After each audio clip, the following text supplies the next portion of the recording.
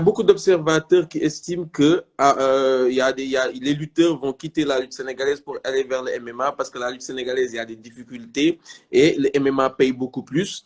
Et ils pensent que forcément, on peut réussir dans le MMA, gagner très bien sa vie. Est-ce que vous pouvez nous dire combien gagnent les débutants dans le MMA, par exemple? Je vais être honnête avec vous, les débutants en MMA ne gagnent pas beaucoup. C'est-à-dire que si je parle en dollars, un athlète moyen qui est autour d'une dizaine de combats, il va gagner 1000 $. 500 000 francs par combat? C'est ça, c'est vraiment rien.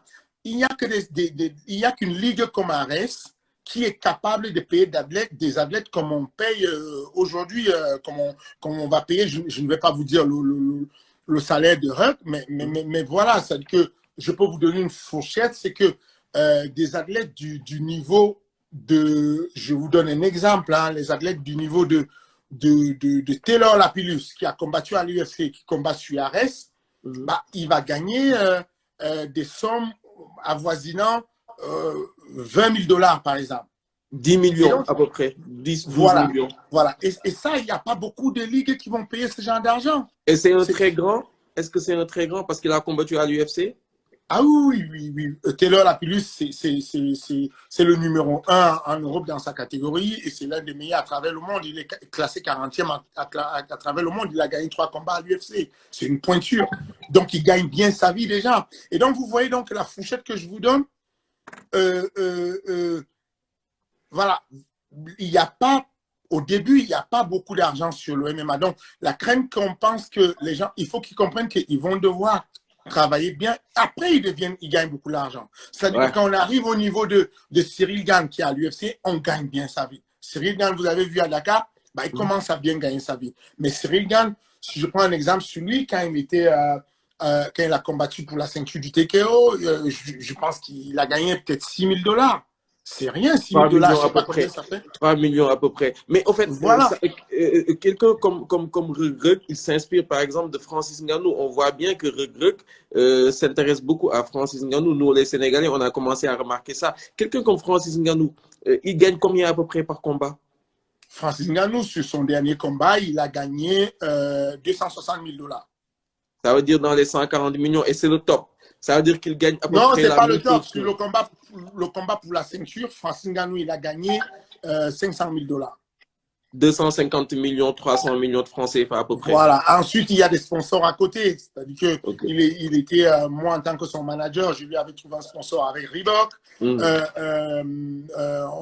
Voilà quoi. Quand il a des sponsors, les sponsors lui rajoutent de l'argent. Le management factory va trouver des sponsors à des athlètes à côté. Et donc, ils vont engager certains argents à côté. Mais en tout cas, le salaire net de Francis à l'UFC, quand il a combattu pour la ceinture, c'était de 500 000 $. Mais il faut franchir beaucoup de paliers pour arriver à ce stade-là. Et quels sont les objectifs, les objectifs de la Ligue actuellement, Ares? Les objectifs de la Ligue Ares,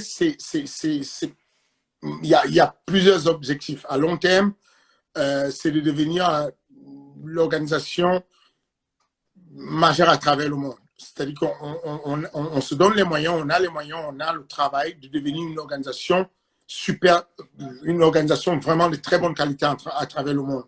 Maintenant, pour y arriver, on a besoin de développer la Ligue. On a besoin de développer la Ligue avec des jeunes athlètes comme Reug, comme Moussa Togola et certainement beaucoup d'autres Sénégalais que je ne connais pas encore. Je connais la plupart des anciens Sénégalais.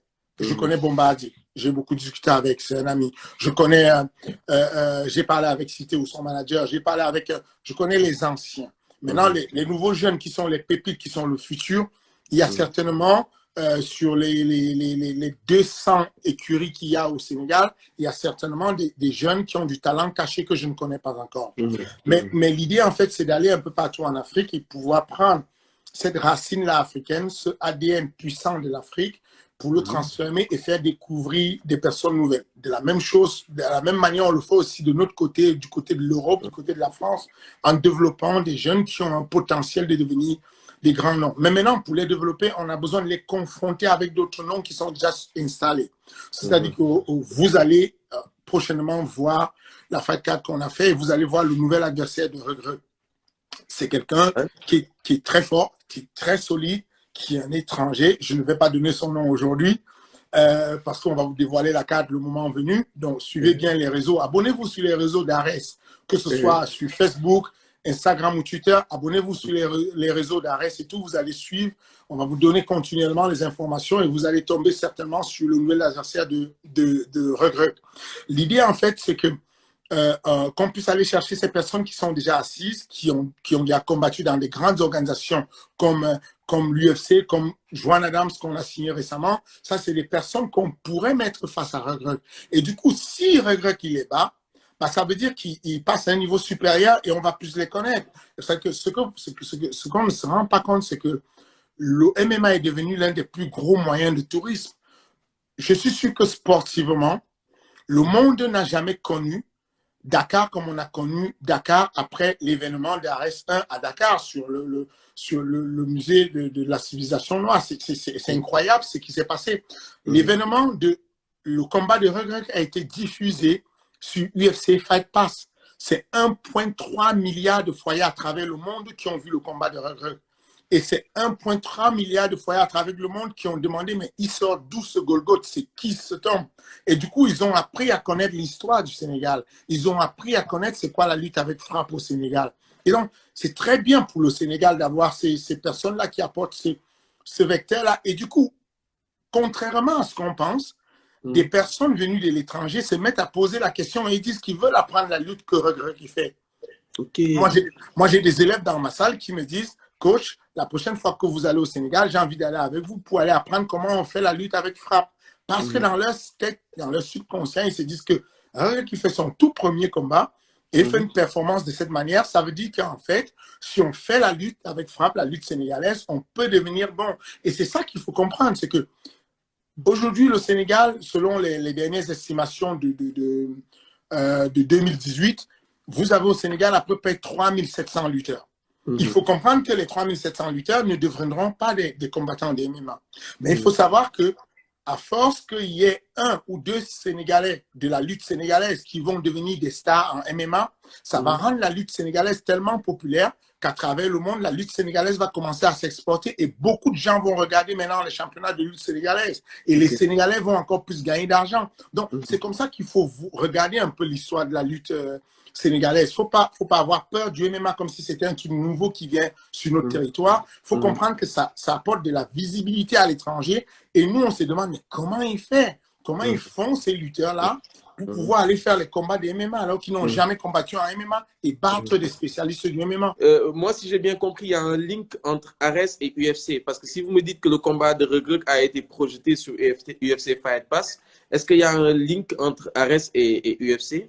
Absolument. On a des rapports, de très bons rapports. Les deux ligues, aujourd'hui, quand un athlète s'inscrit sur est pris sur Ares, donc quand il est engagé, quand il est recruté sur Ares, il a l'exclusivité totale avec Ares. Il est obligé de combattre qu'avec Ares et ne pas combattre dans une autre ligue. La seule ligue qu'on autorise que notre athlète puisse aller combattre dessus, c'est la ligue de l'UFC. C'est-à-dire que si l'UFC se présente et demande un athlète à nous, si demain l'UFC passe un coup de fil et le matchmaking de l'UFC me demande j'ai besoin de Regreg, bah, on a une convention, je laisse le Regreg partir combattre à l'UFC parce qu'on a une entente avec l'UFC.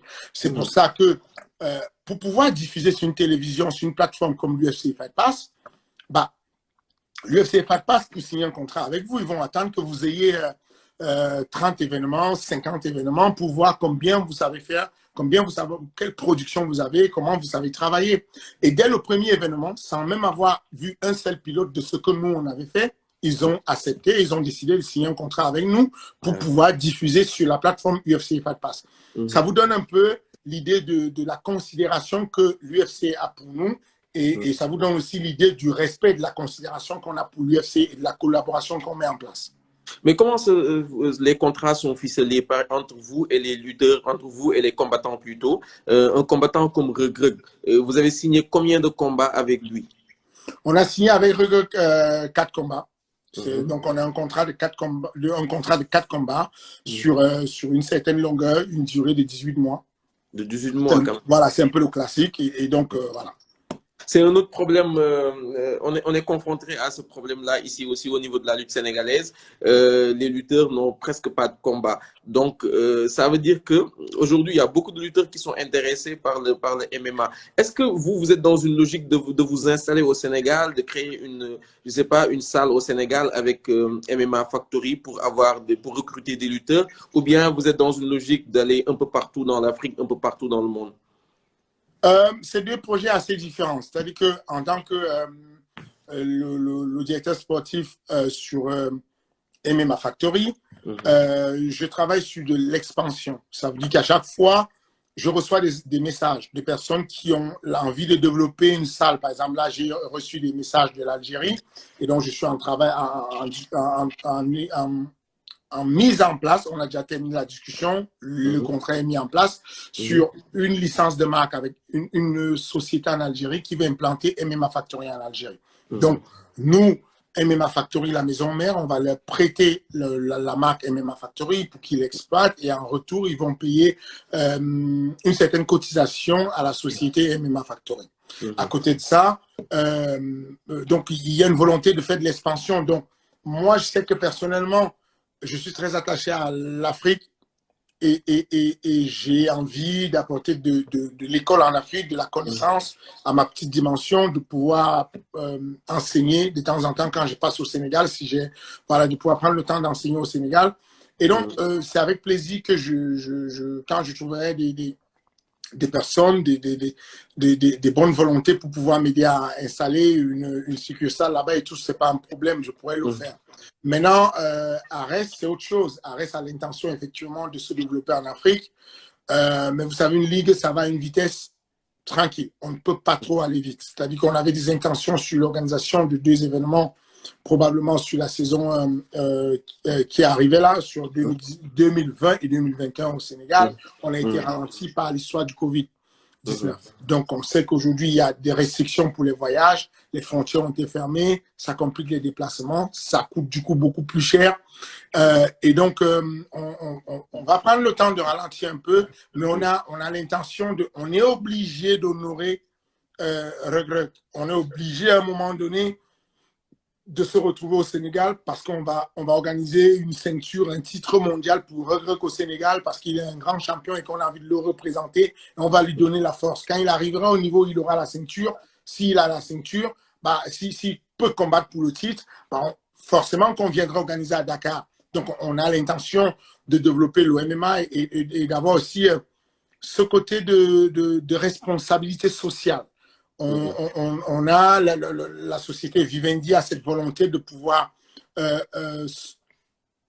apporter de la formation gratuite au Sénégal, de pouvoir apporter de la connaissance. L'économie de la connaissance, c'est la connaissance qui nous manque le plus en fait, nous. Et je pense que si on formait quelques cadres, si en plus de ces cadres-là allaient former d'autres personnes, il y aurait une diffusion exponentielle de la connaissance et ça pourrait améliorer le niveau sportif de manière générale et les méthodes de l'optimisation de la récupération sur Dakar et sur le Sénégal.